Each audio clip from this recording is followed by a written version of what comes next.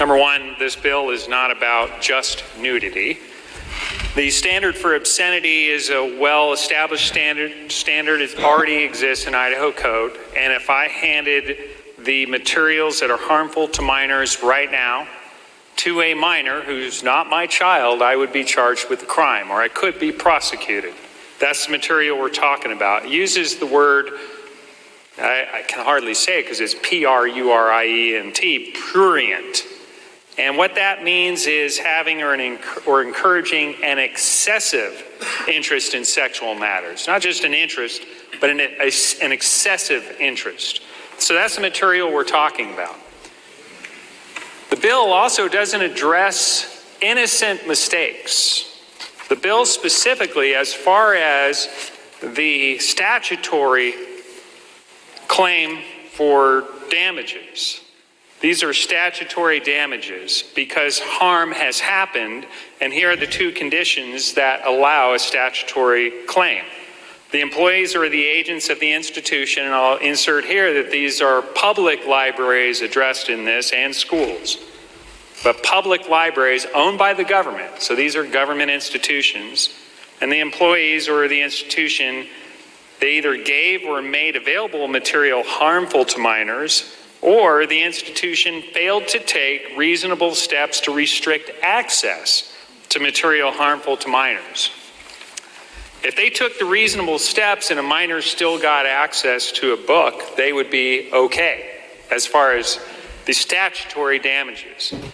But a key ingredient here is that the test for what is obscene is a community standard. It's the Miller test, tested in the Supreme Court over 50 years. It changes as standards change.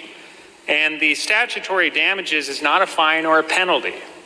That is relief that is given to the child or his family when harm has actually occurred. So that's statutory relief. And with that, I stand in support of this legislation. Reasonable accommodations to keep this away from minors. Here we go. The pages probably don't know this, but Blockbuster Video had a black section with a curtain over it. We've had these laws that define this stuff since as far back as 1972, sorry. That was considered reasonable, I imagine. Today, I don't know where you would buy them. The grocery store, gas station, I don't know.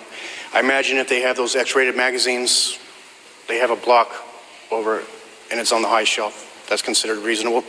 So all the library would need to do is probably just display the spine of the book on a high shelf. I mean, I'm not the one making the policy here, but it already seems like reasonable effort's been defined. But Mr. President, I would like to read from a library book my 13-year-old daughter checked out called Let's Talk About It. Please state the title. Let's Talk About It. Oh, Let's Talk About It. Okay.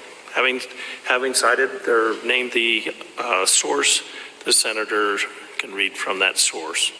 Thank you, Mr. President. For people that may be viewing at home, I'm please going to offer like 10 seconds to earmuff your children, but I am going to use medical terms. Senator Treacle, I would remind you of our rules that all language used by members during debate should be temperate, decorous, and respectful. Thank you, Mr. President. And so if you're warning kids at home, then it might not be temperate, decorous, or respectful. Just saying. Go ahead and use your own judgment. I'm very thankful that you put that out there so I don't have to read it. The whole point is it is not temporal, and that's why I had to warn the people at home. So the whole fact that we're all adults in here, and I can't read an expert in this book that talks about how to sexually gratify your anus. All right? Because of what people possibly at home and I had to warn children for. So why are we having this debate? We as an adults, I can't talk about this book because it goes against our rules of decency. But we can put it so that my 13-year-old daughter checked this book out. How? I reserved it online under her number, went into the library, walked up to a machine, scanned it and walked out. Not a single person was there to make sure she did not have a book from an adult section or anything else. But I can't read this here. But it's okay for children to read it, but not us adults. All I say is that should close debate right there, and that should be your answer. You can't read it here. Sure as the heck, children should not have access to this. And with that, Well, I was at a birthday party for one of my great-grandchildren that was turning 5 years old, and one of the ladies that was at the party brought up a book and handed it to me that her 3-year-old son had picked up at the school library, and it looked like it was about baseball, but I can assure you it was not about baseball. So I think what this does is tries to provide a separation of materials, make it age appropriate, not trying to censor, not trying to reduce the books in the library, but I think this is something that needs to happen. And Meridian, they wouldn't even hardly talk to the people that were concerned. I think this will bring them to the table to at least talk. So I vote aye. Senator Winter votes aye. Roll call shows 26 in favor with 9 opposed, a majority having voted in the affirmative. House Bill number 314 is amended. The Senate has passed the Senate.